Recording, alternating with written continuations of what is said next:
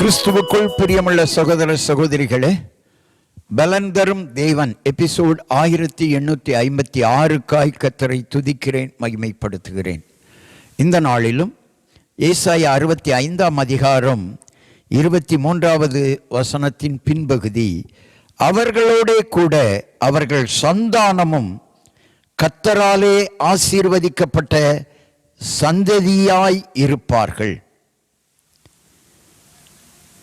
அவர்களோட கூட அவர்கள் சந்தானமும் கர்த்தராலே ஆசீர்வதிக்கப்பட்ட சந்ததியுமாயும் இருப்பார்கள்.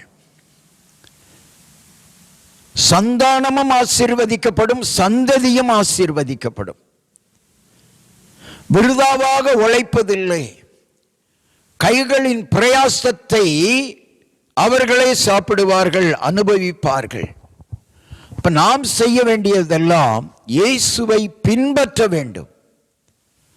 அவர் அருளின வேத வசனத்தின்படி வாழ்க்கை வாழ வேண்டும். பரிசுத்தமாய் தேவனுக்கு பிரியமாய் வாழுகிற பொழுது வேதம் சொல்லுகிறது, சந்தானமும் சந்ததியும் ஆசீர்வதிக்கப்படும். கண்களை மூடி ஜெபிக்கலாம். என்னுடைய சந்தானம் ஆசீர்வதிக்கப்படவில்லையே என்று கலங்க வேண்டாம்.